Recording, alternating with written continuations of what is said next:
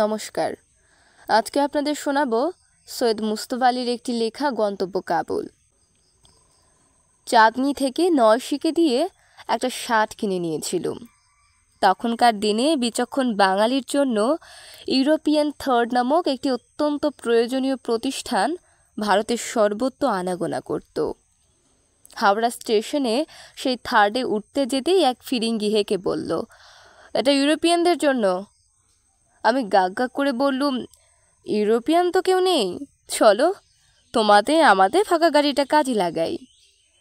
এক তুলনাত্মক ভাষাতত্ত্বের বইয়ে পড়েছিলুম, বাংলা শব্দের অন্তর্দেশে অনুস্বার যোগ করিলে সংস্কৃত হয়, ইংরেজি শব্দের প্রাদদেশে জোর দিয়া কথা বলিলে সাহেব ইংরেজি হয়। অর্থাৎ পয়লা সিলেবলে অ্যাকসেন্ট দেয়া খারাপ রান্নায় লঙ্কা ঠেসে দেওয়ার মতো, সব পাপ ঢাকা পড়ে যায়। সোজা বাংলায় এরই নাম গাগ গাগ করে ইংরেজি বলা। ফিরিঙ্গি তালতলার নেটিভ, কাজেই আমার ইংরেজি শুনে ভারী খুশি হয়ে জিনিসপত্র গোছাতে সাহায্য করল। কিন্তু এদিকে আমার ভ্রমণের উৎসাহ ক্রমে চুপসে আসছিল। এতদিন পাসপোর্ট জামা কাপড় জোগাড় করতে ব্যস্ত ছিলুম, অন্য কিছু ভাবার ফুরসত পাইনি। গাড়ি ছাড়ার সঙ্গে সঙ্গে প্রথম যে ভাবনা আমার মনে উদয় হলো সেটা অত্যন্ত কাপুরুষজনচিত। মনে হলো আমি একা। ফিরিঙ্গিটি লোক ভালো, আমাকে গুম হয়ে শুয়ে থাকতে দেখে বলল, এত মনমরা হলে কেন? Going far? দেখলুম বিলিতি কায়দা জানে। Why are you going? বলল না। তা সে যাই হোক, সাহেবের সঙ্গে আলাপচারিতা আরম্ভ হলো, তাতে লাভও হলো। সন্ধ্যা হতে না হতেই সে প্রকাণ্ড এক চুবড়ি খুলে বলল, তার ফিয়াসে নাকি উৎকৃষ্ট ডিনার তৈরি করে সঙ্গে দিয়েছে এবং তাতে নাকি একটা পুরোদস্তুর পল্টন পোষা যায়। আমি আপত্তি জানিয়ে বললুম যে আমিও কিছু কিছু সঙ্গে এনেছি, তবে সে নিতান্ত নেটিভ বস্তু, হয়তো বড্ড বেশি ঝাল। খানিকক্ষণ তর্কাতর্কির পর স্থির হলো সব কিছু মিলিয়ে দিয়ে ব্রাদারজি ডিভিশন করে আলাকাট ভোজন, যার যা খুশি খাবে। সাহেব যেমন যেমন তার সব খাবার বের করতে লাগলো, আমার চোখ দুটো সঙ্গে সঙ্গে জমে যেতে লাগলো। সেই শিক কাবাব, সেই ঢাকাই পরোটা, মুরগি, মশল্লুম, আলু, গোস্ত, আমিও তাই নিয়ে এসেছি জাকারিয়া স্ট্রিট থেকে। এবার সাহেবের চক্ষু স্থির হওয়ার পালা। ফিরিস্তি মিলিয়ে একই মাল বেরোতে লাগলো।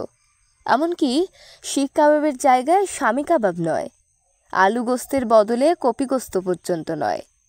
আমি বললুম, ব্রাদার, আমার ফিয়াসে নেই, এসব জাকারিয়া স্ট্রিট থেকে কেনা। একদম হুবহু একই স্বাদ। সাহেব খায় আর আনমনে বাইরের দিকে তাকায়। আমারও আবছা আবছা মনে পড়ল, যখন সওদা করছিলুম তখন যেন এক গাদ্দা গোবদা ফিরিঙ্গি ম্যামকে হোটেলে যা পাওয়া যায় তাই কিনতে দেখেছি। ফিরিঙ্গিকে বলতে যাচ্ছিলুম তার ফিয়াসের একটা বর্ণনা দিতে, কিন্তু থেমে গেলুম। ভোর কোথায় হলো মনে নেই। জুন মাসের গরম পশ্চিমে গৌরচন্দ্রিকা করে নামে না। 7টা বাজতে না বাজতেই চরচর করে ট্যারচা হয়ে গাড়িতে ঢোকে, আর বাকি দিনটা কীরকম করে কাটবে তার আভাস তখনই দিয়ে দেয়। গাড়ি যেন কালবাত ঊর্ধ্বশ্বাসে ছুটেছে, কোনো গতিকে রোদ্দুরের তবলচিকে হার মানিয়ে যেন কোথাও গিয়ে ঠান্ডায় চিরবে। আর রোদ্দুরও চলছে সঙ্গে সঙ্গে ততোধিক ঊর্ধ্বশ্বাসে। সে পাল্লায় প্যাসেঞ্জারদের প্রাণ যায়। গাড়ি এর মাঝে আবার ভোল ফিরিয়ে নিয়েছে, দাড়ি লম্বা হয়েছে, টিকি খাটো হয়েছে। নাদুস নুদুস লালাজিদের মিষ্টি মিষ্টি আইয়ে বেঠিয়ে আর শোনা যায় না। এখন 6 ফুট লম্বা পাঠানদের দাগা দাগা দিলতা রাওয়া, পাঞ্জাবিদের তুবি ওসি আর শিখ, সর্দারজিদের জালবদ্ধ দাড়ির হরেক রকম বাহার। সামনের বুড়ো সর্দারজি প্রথম আলাপ আরম্ভ করলেন। Going for? নয়, সোজাসুজি কহা যাইয়েগা। আমি ডবল তসলিম করে সবিনয় উত্তর দিলুম। ভদ্রলোক ঠাকুরদার বয়সী আর জবরজং দাড়ি গোফের ভিতর অতি মিষ্ট মোলায়েম হাসি। জিজ্ঞাসা করলেন, পেশাওয়ারে কাউকে চিনি না হোটেলে উঠব? বললুম, বন্ধু স্টেশনে আসবে, তবে তাকে কখনো দেখিনি, তিনি যে আমাকে কি করে চিনবেন সে সম্বন্ধে ঈষৎ উদ্বেগ আছে। সর্দারজি হেসে বললেন, কিছু ভয় নেই, পেশাওয়ার স্টেশনে এক গাড়ি বাঙালি নামে না। আপনি 2 মিনিট সবুর করলেই তিনি আপনাকে ঠিক খুঁজে নেবেন। আমি সাহস পেয়ে বললুম, তা তো বটেই, তবে কিনা শার্ট পরে এসেছি। সর্দারজি এবার অট্টহাস্য করে বললেন, শার্টে যে 1 ফুট জায়গা ঢাকা পড়ে তাই দিয়ে মানুষ মানুষকে চেনে নাকি? আমি আমতা আমতা করে বললুম, তা নয়, তবে কিনা ধুতি পাঞ্জাবি পরলে হয়তো ভালো হতো। সর্দারজিকে হারাবার উপায় নেই, বললেন, এও তো তাজ্জব কি বাত, পাঞ্জাবি পরলে বাঙালিকে চেনা যায়? আমি আর এগুলুম না। বাঙালি পাঞ্জাবি ও পাঞ্জাবি কুর্তায় কি তফাৎ সে সম্বন্ধে সর্দারজিকে কিছু বলতে গেলে তিনি হয়তো আমাকে আরও বোকা বানিয়ে দেবেন। তার চেয়ে বরঞ্চ উনিই কথা বলুন, আমি শুনে যাই। জিজ্ঞাসা করলুম, সর্দারজি, শিলওয়ার বানাতে কগজ কাপড় লাগে? বললেন, দিল্লিতে 3.5, জলশ্বরে 4.5, লাহোরে 5.5, লালমুসায় 6.5, রাওয়ালপিন্ডিতে 7.5, তারপর পেশোয়ার, এক লম্ফে 10.5। খাস পাঠান মূল্য কোহাট খাইবারে পুরো থান, 20 গজ। হ্যাঁ, তাও আবার খাকি শার্টিং দিয়ে বানানো। আমি বললুম, এরকম এক বস্তা কাপড় গায়ে জড়িয়ে চলাফেরা করে কি করে? মারপিট, খুন, রাহাজানের কথা বাদ দিন। সর্দারজি বললেন, আপনি বুঝি কখনো বায়োস্কোপ যান না? আমি বুড়ো বয়সেও মাঝে মাঝে যাই, না গেলে ছেলে ছোকরাদের মতিগতি বোঝবার উপায় নেই। আমার আবার একপাল নাতি নাতনি, এই সেদিন দেখলুম 200 বছরের পুরনো গল্পে এক মেম সাহেব ফ্রকের পর ফ্রক পরেই যাচ্ছেন, মনে নেই 10খানা না 12খানা। তাতে নিদেন পক্ষে 40 গজ কাপড় লাগার কথা। সেই পরে যদি মেমরা নেচে কুদে থাকতে পারেন, তবে মন্দা পাঠান 20 গজি শিলওয়ার পরে মারপিট করতে পারবে না কেন? আমি খানিকটা ভেবে বললুম, হক কথা, তবে কিনা বাজে খরচ। ইতিমধ্যে গল্পের ভিতর দিয়ে খবর পেয়ে গিয়েছি যে পাঠান মুলুকের প্রবাদ, দিনের বেলা পেশোয়ার ইংরেজের, রাত্রে পাঠানের। শুনে গর্ব অনুভব করেছি বটে যে বন্দুকধারী পাঠান কামানধারী ইংরেজের সঙ্গে পাল্লা দিতে পারে, কিন্তু বিন্দুমাত্র আরাম বোধ করিনি। এমন সময় দেখি গাড়ি এসে পেশাওয়ারেই দাঁড়ালো। প্ল্যাটফর্মে বেশি ভিড় নেই।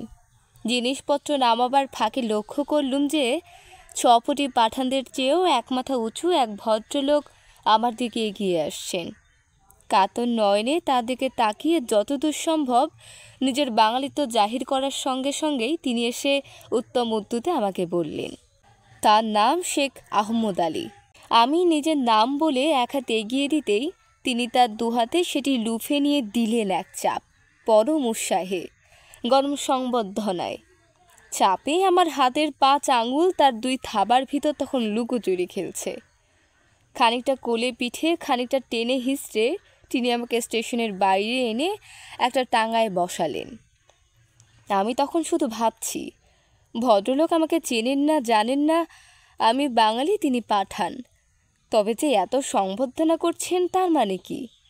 এর কতটা আন্তরিক আর কতটা লৌকিকতা! আজ বলতে পারি, পাঠানের অভ্যর্থনা সম্পূর্ণ নির্জলা আন্তরিক। অতিথিকে বাড়িতে ডেকে নেওয়ার মতো আনন্দ পাঠান অন্য কোনো জিনিসে পায় না। আর সে অতিথি যদি বিদেশি হয় তাহলে তো আর কথাই নেই। আরবি ভাষায় একটি প্রবাদ আছে, ইয়ামুস সফর নিসফুস সফর, অর্থাৎ কিনা যাত্রার দিনই অর্ধেক ভ্রমণ। পূর্ব বাংলায়ও একই প্রবাদ প্রচলিত আছে।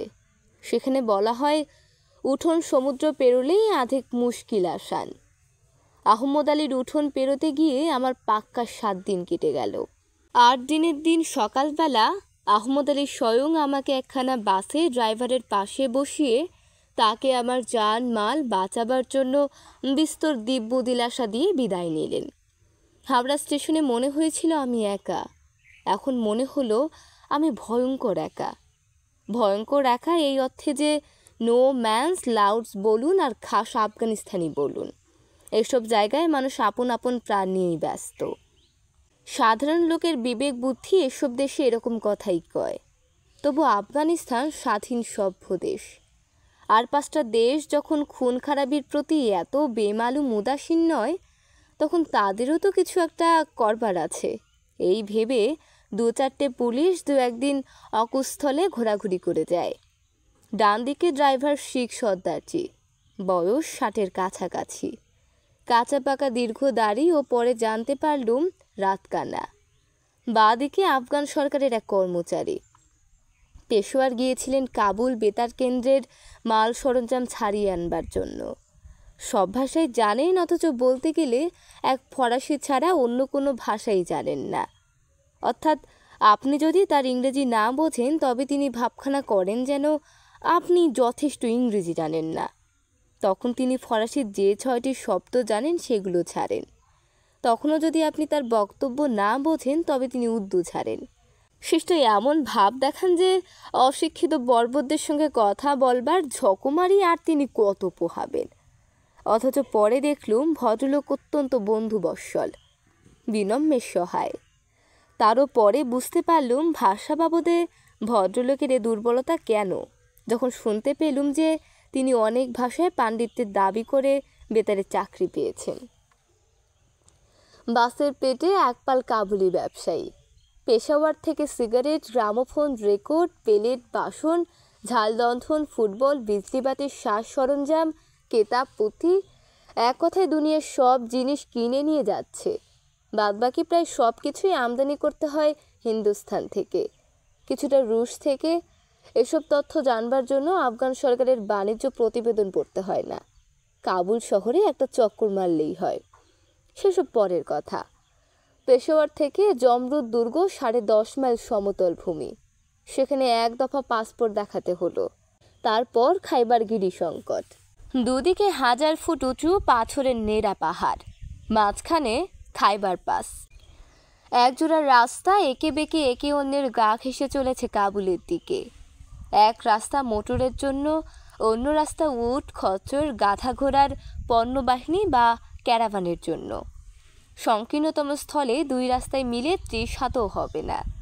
সে রাস্তা আবার মাতালের মতো টলতে টলতে এতই এঁকে বেঁকে গিয়েছে যে যে কোনো জায়গায় দাঁড়ালে চোখে পড়ে ডানে বাঁয়ে পাহাড়, সামনে পিছনে পাহাড়। দ্বিপ্রহর সূর্য নেই নরককুণ্ডে, সোজা নেমে এসেছে।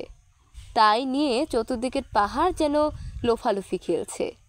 অবাক হয়ে দেখছি সেই গরমে বুখাখর পুস্তিন ফার ব্যবসায়ীরা 2 ইঞ্চি পুরু লোমওয়ালা চামড়ার ওভারকোট গায়ে দিয়ে খচ্চর খেদিয়ে খেদিয়ে ভারতবর্ষের দিকে চলেছে।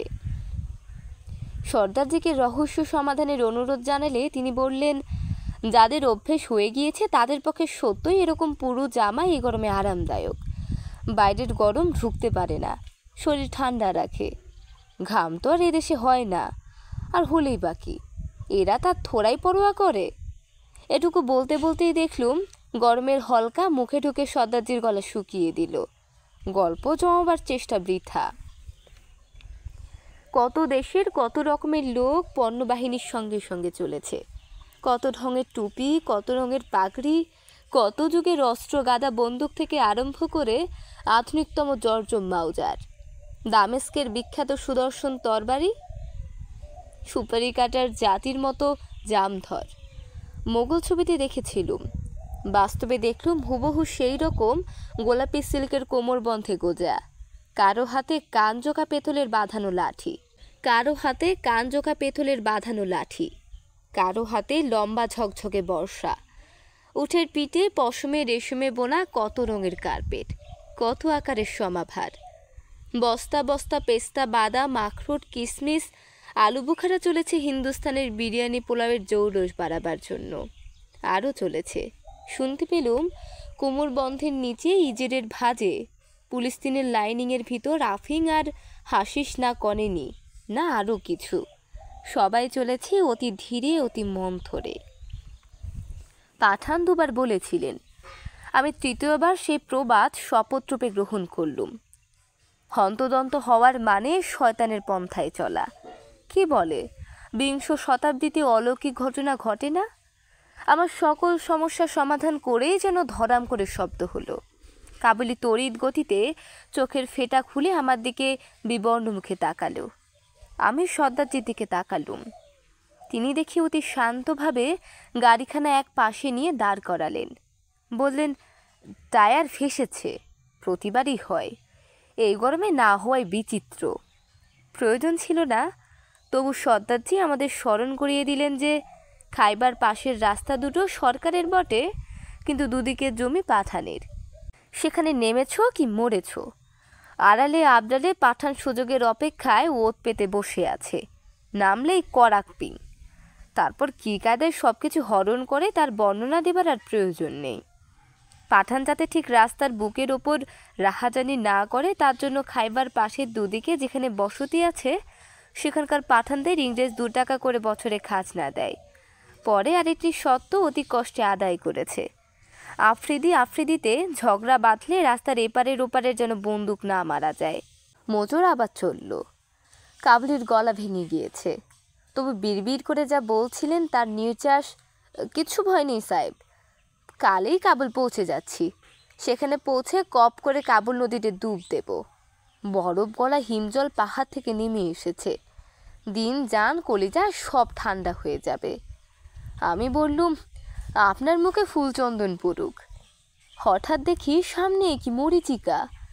সমস্ত রাস্তা বন্ধ করে গেট কেন? মোটর থামলো। পাসপোর্ট দেখাতে হলো। গেট খুলে গেল। আফগানিস্তানে ঢুকলুম। বড় বড় হরফে সাইনবোর্ডে লেখা। কাবুলি বললেন, দুনিয়ার সব পরীক্ষা পাশ করার চেয়ে বড় পরীক্ষা খাইবার পাস করা। আলহামদুলিল্লাহ, খুদাকে ধন্যবাদ। আমি বললুম, আমিন। খাইবার পাস তো দুঃখে সুখে পেরুলুম এবং মনে মনে আশা করলাম এবার গরম কমবে। কমলো বটে, কিন্তু পাশের ভিতর পিচঢালা রাস্তা ছিল, তা সে সংকীর্ণ হোক আর বিস্তীর্ণই হোক, এখন আর রাস্তা বলা চলে না। এখন আর রাস্তা বলে কোনো বালাই নেই। হাজারো বৎসরের লোক চলাচলের ফলে পাথর এবং অতি সামান্য মাটির উপর যে দাগ পড়েছে তারই উপর দিয়ে মোটর চলল। এ দাগের ওপর দিয়ে পণ্যবাহিনীর যেতে আসতে কোনো অসুবিধা হয় না, কিন্তু মোটর আরোহীর পক্ষে যে কতদূর পীড়াদায়ক হতে পারে তার খানিকটা তুলনা হয় বীরভূম বাঁকুড়ার ডাঙা ও খোয়াইয়ে রাত্রিকালে গরুর গাড়ি চড়ার সঙ্গে। যদি সে গাড়ি 20 মাইল বেগে চলে, ভিতরে খড়ের পুরু তোষক না থাকে এবং ছোট বড় নুড়ি দিয়ে ডাঙা খোয়াই ছেয়ে ফেলা হয়, ল্যান্ডিকোটাল থেকে দক্কা 10 মাইল। সেই মরুপ্রান্তের দরকাদুর্গ অত্যন্ত অবান্তর বলে মনে হলো। মাটি আর খড় মিশিয়ে পিটে পিটে উঁচু দেয়াল গড়ে তোলা হয়েছে আশেপাশের রঙের সঙ্গে রং মিলিয়ে। ফ্যাকাশে ময়লা ঘিনঘিনে হলদে রং। দেয়ালের ওপর দিকে এক সারি গর্ত। দুর্গের লোক তারই ভিতর দিয়ে বন্দুকের নল গলিয়ে নিরাপদে বাইরে। দেয়ালের ওপরের দিকে এক সারি গর্ত। দুর্গের লোক তারই ভিতর দিয়ে বন্দুকের নল গলিয়ে নিরাপদে বাইরে শত্রুকে গুলি করতে পারে।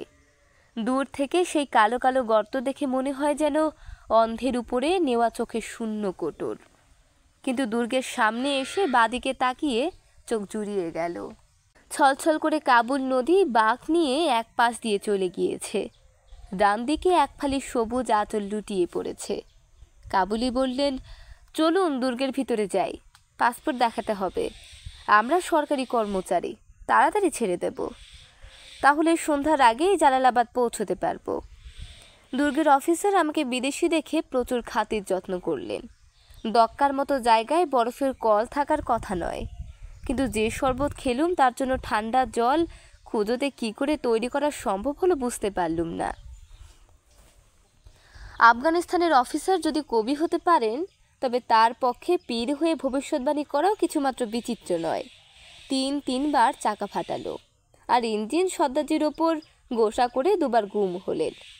চাকা সারালো হ্যাজি ম্যানন, তদারক করলেন সর্দারজি। জালালাবাদ পৌঁছবার কয়েক মাইল আগে সর্দারজির কোমর বন্ধ অথবা নিবিবদ্ধ কিংবা বেল্ট যাই বলুন ছিঁড়ে 2 টুকরো হলো। তখন খবর পেলুম সর্দারজিও রাত কানা। রেডিওর কর্মচারী আমার কানটাকে মাইক্রোফোন ভেবে ফিসফিস করে প্রচার করে দিলেন, অতকার মতো আমাদের অনুষ্ঠান এইখানেই সমাপ্ত হলো। কাল সকাল 7টায় আমরা আবার উপস্থিত হব। 1/2 মাইল দূরে আফগান সরাই। বেতারের সাহেব ও আমি আস্তে আস্তে সেদিকে এগিয়ে চললুম। বাদবাকি আর সকলে হইহল্লা করে গাড়ি ঠেলে নিয়ে চলল। সর্দারজি তর্মি করে বললেন, একটু পা চালিয়ে, সন্ধ্যা হয়ে গেলে সরাই দরজা বন্ধ করে দেবে। সরাই তো নয়, ভীষণ দুশ্মনের মতো দাঁড়িয়ে এক চৌকো দুর্গ। কর্ম অন্তে নিভৃত পান্থশালাতে বলতে আমাদের চোখে যে স্নিগ্ধতার ছবি ফুটে ওঠে, এর সঙ্গে তার কোনো সংস্রব নেই। 30 ফুট উঁচু হলদে মাটির নিরেট 4খানা দেয়াল, সামনের খানাতে এক বিরাট দরজা। তার ভেতর দিয়ে উট, বাস, ডবল ডেকার পর্যন্ত অনায়াসে ঢুকতে পারে। কিন্তু ভেতরে যাবার সময় মনে হয় এই শেষ ঢোকা, এ দানবের পেট থেকে আর বেরোতে হবে না। ঢুকে থমকে দাঁড়ালুম। কত শত শতাব্দীর পুঞ্জীভূত দুর্গন্ধ আমাকে ধাক্কা মেরেছিল বলতে পারিনে, কিন্তু মনে হলো আমি যেন সে ধাক্কায় 3 গজ পিছিয়ে গেলুম। ব্যাপারটা কি বুঝতে অবশ্য বেশি সময় লাগলো না। এলাকাটা মৌসুমি হাওয়ার বাইরে, তাই এখানে কখনো বৃষ্টি হয় না। যথেষ্ট উঁচু নয় বলে বরফও পড়ে না। আশেপাশে নদী বা ঝর্ণা নেই বলে ধোয়া মোছার জন্য জলের বাজে খরচার কথাও ওঠে না। অতএব সিকন্দশাহী বাজিরাজ থেকে আরম্ভ করে পরশুদিনের আস্ত ভেড়ার পা যেসব অবদান রেখে গিয়েছে, তার স্থূলভাগ মাঝে মাঝে সাফ করা হয়েছে বটে, কিন্তু সূক্ষ্ম গন্ধ সর্বত্র এমনি স্তরীভূত হয়ে আছে যে ভয় হয়। ধাক্কা দিয়ে না সরালে এগিয়ে যাওয়া অসম্ভব। সূচিভেদ্য অন্ধকার দেখেছি, এই প্রথম সূচিভেদ্য দুর্গন্ধ শুকলুম। ভোরবেলা ঘুম ভাঙল আজান শুনে।